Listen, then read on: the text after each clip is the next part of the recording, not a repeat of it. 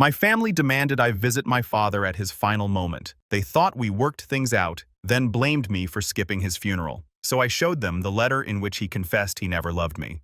I'm writing this here because it's a heavy burden, and I don't even know where to begin. I'm trying not to spiral, but this has been building up for a long time, and I no longer know the right path.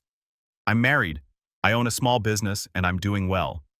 You think I should be over all that childhood crap by now, but here I am, almost feeling physically sick at the thought of facing the man who has been the root of most of my trauma. And now, my whole family is pressuring me to see him one last time. My father is dying stage 4 cancer plus various other health problems. The doctors say he might have a couple of months left, maybe less. He's in and out of the hospital, and apparently he's asking to see me. I haven't seen this man in over a decade. To be clear, my father emotionally, verbally, and mentally abused me for years. It wasn't just a few bad arguments or teenage angst. It was my entire childhood. I was the oldest son, and for some reason he made me his personal punching bag. Not physically, but sometimes I wonder if that would have been easier than what I went through. Everything I did was wrong. My tone, my clothes, my grades, even when they were perfect, my interests. He constantly tore me down. He called me weak, dramatic, lazy, selfish, stupid. "You'll never be a real man," was his favorite line. Meanwhile, my 3 sisters were angels to him. He adored them. Everything they did, he applauded. Same with my mother. He had a charming side with them. He could be funny, affectionate, even loving. But with me, it was as if I were an unwelcome guest in his life. When I was 17, a few days after I graduated from high school, he kicked me out. I still don't fully understand why. He said something like, "You're a man now. Act like it." My mother tried to reason with him, but she was always more of a peacemaker than a protector. I left with my clothes and my laptop. That was it. My only option was to go to a friend's place and wait until I could move into my college dorm. I had some money saved from odd jobs, but it wasn't much. Fortunately, I got a partial scholarship to the university, and that basically saved me. I've done well for myself since then. I graduated, started my own business. I met an incredible woman who became my wife. I must admit, I used to resent my mother and sisters too. I didn't understand how they couldn't see what was happening, how they let him treat me that way. It took me years to let go of that resentment and rebuild my relationships with them. My oldest sister Sutton was the only one who truly saw what was happening. She remembers how he used to belittle me at dinner or find ways to humiliate me in front of guests. We had a long talk a couple of years ago, and for the first time she apologized, not because she was part of it, but because she saw it and didn't know how to stop it. The 2 younger ones, Kennedy and Parker, I don't blame as much. They were kids and never really witnessed the worst of it. They got the good dad version. So of course their reality is skewed. My mother is more complicated. She's loving, but she was passive from most of my childhood. She knew what was happening, but was more concerned with keeping the peace than protecting me. But that's the past, and now we're in the present. My father is dying, and he wants to see me. He's been asking for me. My mother, my sisters, even my uncle have told me he's mentioned my name several times. He says he wants to talk to me. What does that mean? Is it some kind of apology? A deathbed repentance? Or is he just scared of dying without showing he's a changed man? The problem is, I don't care. I don't care if he dies without seeing me. I'm not a heartless person. I just feel nothing for him. No anger, no sadness, nothing. The man dying in that hospital bed may share my DNA, but he is not my father in any meaningful sense of the word. Not to me. But of course my family doesn't see it that way. My mother and younger sisters have been calling, constantly begging me to go just once. They say it would give him peace to rest, that it would give them peace that he's not the same man. I'm sorry, but people don't change after their mid-60s just because their body is giving out. You can't spit on someone for decades and then ask them to wipe your tears when you're afraid to die. My wife Monroe has been incredible about it. She told me she'll support whatever I decide. She thinks maybe I should go just once for my own closure, but she also said she would understand if I didn't, and she meant it. My older sister Sutton, she's the only one who hasn't pressured me. We had coffee last week, and when I told her everything, how even thinking about seeing him again made me feel sick, I broke down. I told her I can't forgive him. She just nodded and said, "You don't have to." She offered to talk to the rest of the family and get them to leave me alone. So what would you do? Do I owe him this last visit? Do I owe my family the act of closure just so they can feel better about his legacy? Or should I maintain my boundaries and preserve what little is left of my mental stability? This man ruined so much of my early life.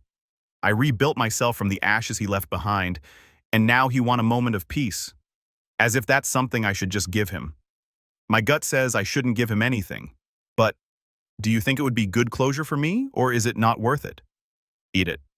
Some people have asked for examples of my father's abuse, so here are a few. Besides the name-calling, which was pretty standard for him, including piece of trash, useless waste of oxygen, there were also the well-planned abuses, as I called them. For example, if I didn't get a perfect grade, he would take the family out to dinner without me. It didn't matter if my sisters got worse grades or if there was nothing to celebrate. It was just to punish me. I had to stay in my room, and it wasn't a suggestion. He'd lock me in until they came back. So no bathroom breaks. When that happened, I used to keep a bottle with me for emergencies. There were also smaller things like bad-mouthing me in front of guests or relatives, embarrassing me, and that sort of thing, like joking that I was mentally challenged. And that's just a fraction of what he did. But I know if I wrote it all down, this post would be a book. Update 1. Many of you said the same thing. If I didn't feel in my soul, I shouldn't force it. But I went to see him anyway for a good reason. I wanted to see him on his deathbed. A friend told me I should see him as it could be therapeutic. Not in the sense that I forgive him and it makes me feel better, but that seeing him dying would be a symbol that that part of my life is dying too and I can move on. That with him, everything he did to me dies even if only symbolically. I wanted to see if the man who ruined most of my childhood could even look me in the eye. And a part of me, I'm not going to lie, wanted to see him weak. I wanted to see him vulnerable for once. Maybe just to confirm that the universe had finally balanced the scales, that karma had arrived. My older sister Sutton drove me. She offered to wait outside the hospital room while I went in. I don't think I could have done it alone. Walking into that room was the strangest, coldest, most out-of-body experience I've had in years. He looked small, so weak. You could see his bones and how emaciated his whole body was. I don't know why that stuck with me, but it did. He looked shrunken like a coat on a hanger. I almost expected him to start yelling the moment he saw me. Instead, he just looked at me as if checking to see if I was real. He said my name. That was it. My real name, Hayes. Not one of the degrading nicknames he used to throw at me as a kid. I didn't answer. I just sat in the chair by the bed, arms crossed, trying to hold myself together. My legs were trembling, and I felt like I was going to puke, but I stayed quiet. What followed was probably the most awkward 10 minutes of my life. He talked. I sort of listened. He said he was sorry for being hard on me because he thought it would make me strong. He said he thought he was doing the right thing for a boy, that he didn't know any better because his own father was worse. He said he was proud of the man I had become. I didn't say a word, not a single one. At one point, he started crying tears that seemed real. That was the part that got to me. Not because I felt bad for him, but because I didn't. It was like watching a stranger cry in front of me and expecting me to do something. I just stared at him. Eventually, he finished talking and asked if I could forgive him now that he had so little time left. I told him no. I know not many will agree with what I said next, but I wasn't going to be nice to him just because he's dying. I told him I was glad he was dying and that he wasn't going to get any peace of mind from me because I had no interest in giving it to him. I told him he was a bad father. My mother called me the next day crying. Apparently, he told her the visit meant everything to him. He said I forgave him, which is hilarious because I didn't. It wasn't even close. I literally didn't use the word forgive once. But now that's the story. He made peace with his son. And here's the twist. He told everyone, I've been getting messages from uncle's cousins, even my childhood neighbor, all congratulating me for being the bigger man and healing.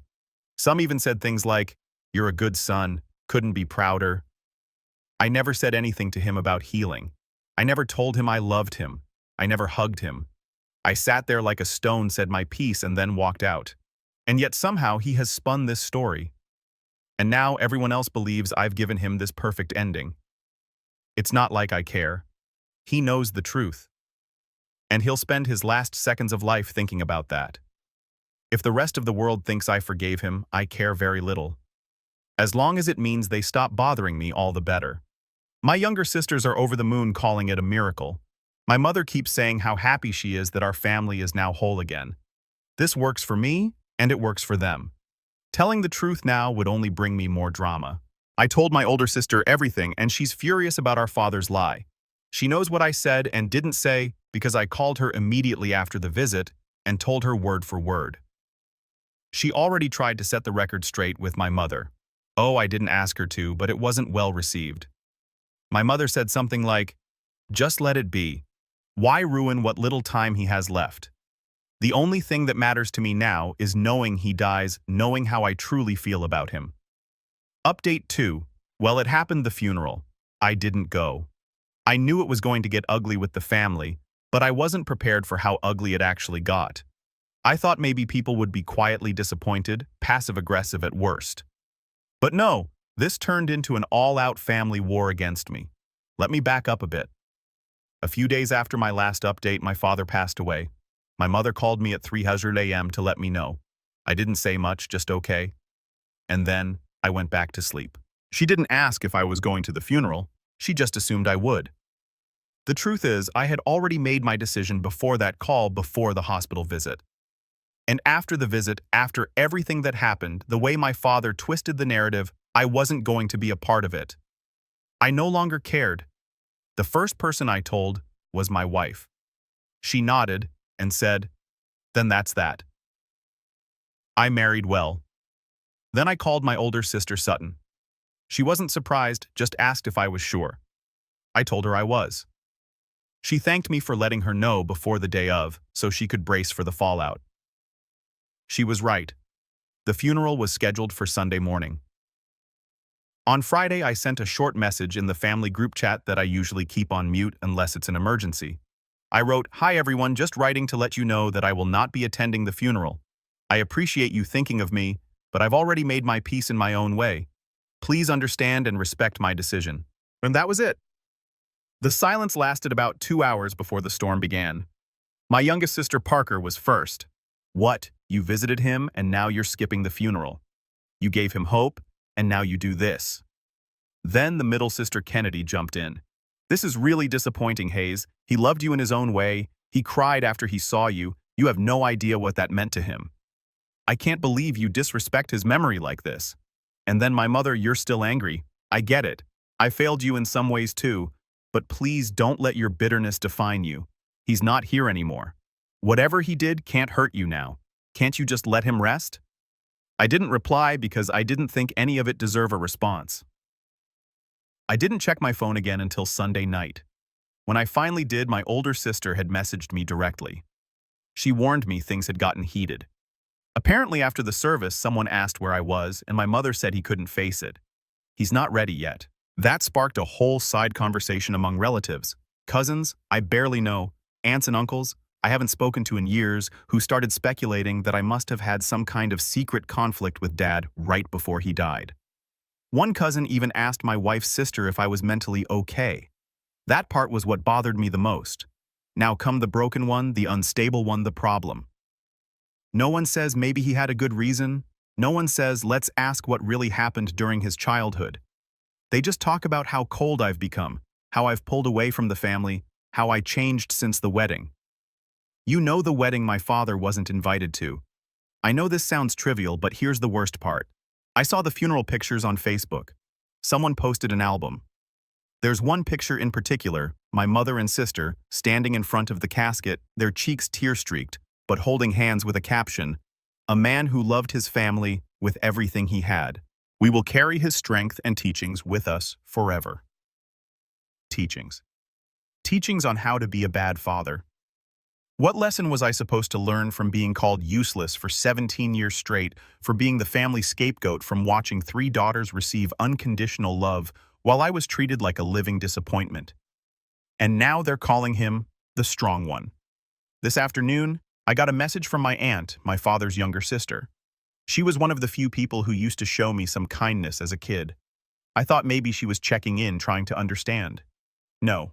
She wrote, "I don't know what happened between you and your father, but I watched my brother fight to stay alive for his family.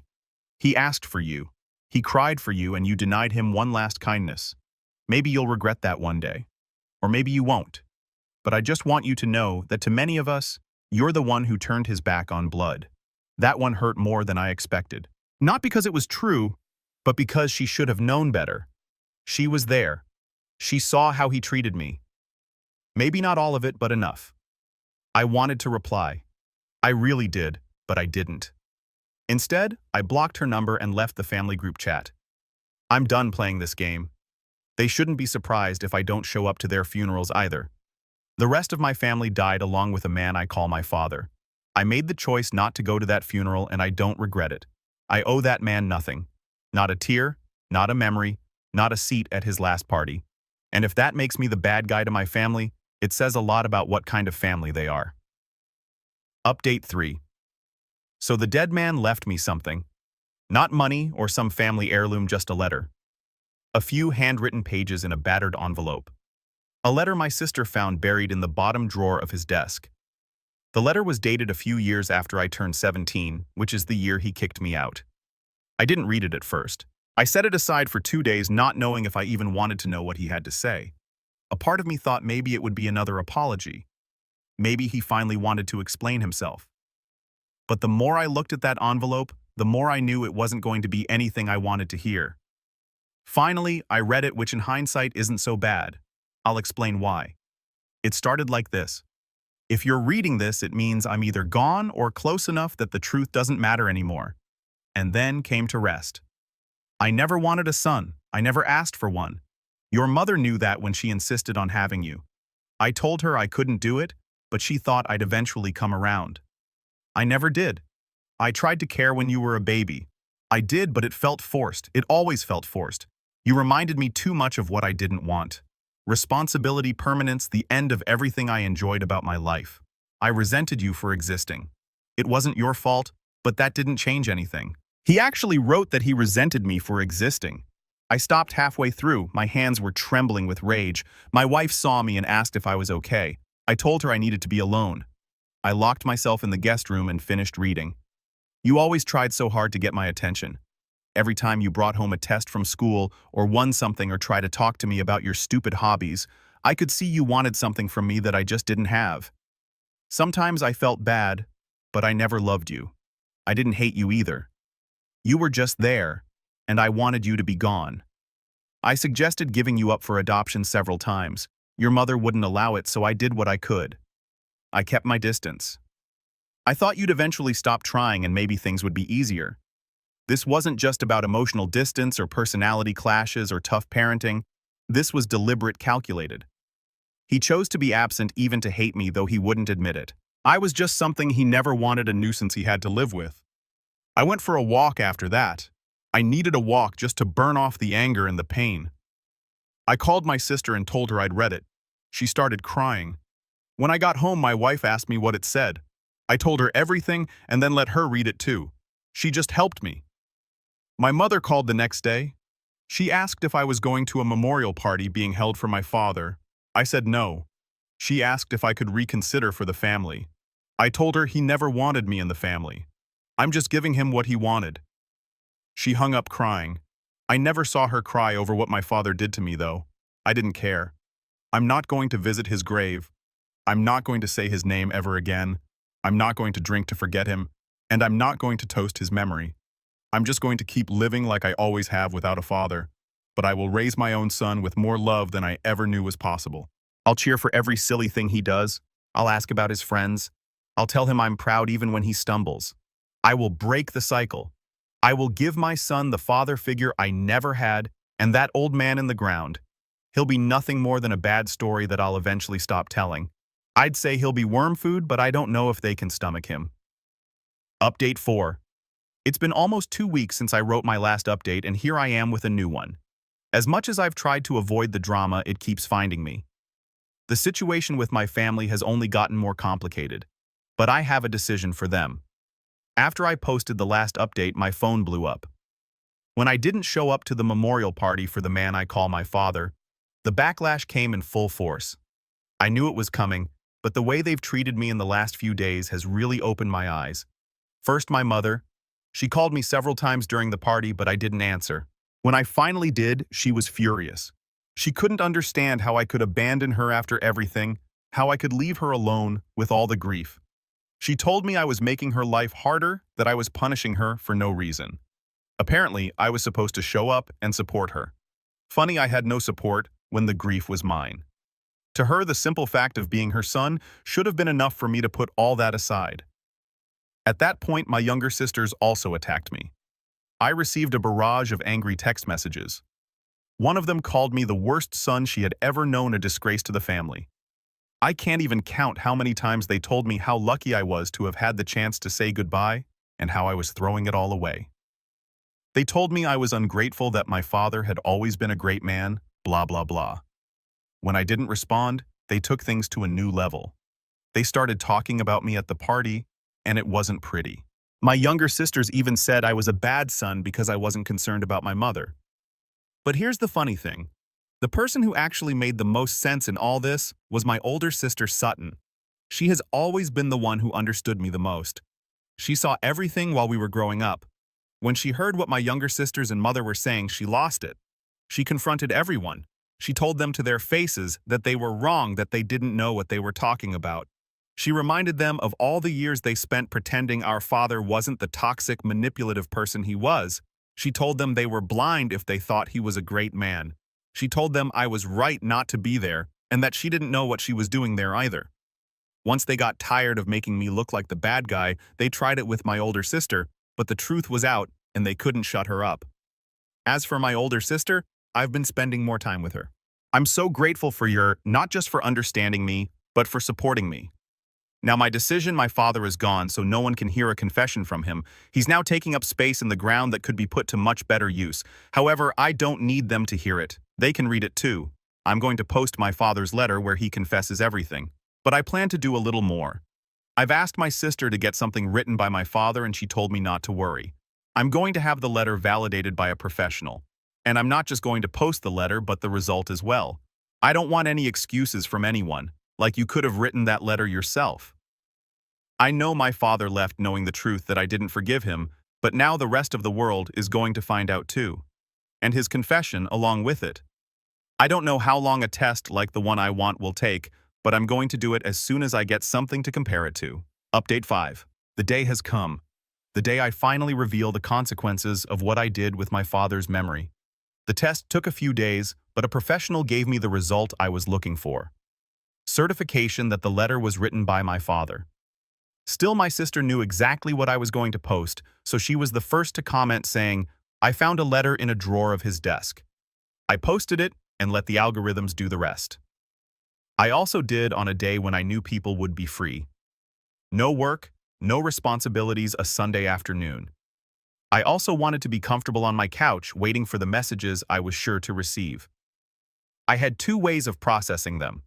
I would respond to the messages of support, while I would block those who continued to defend my father.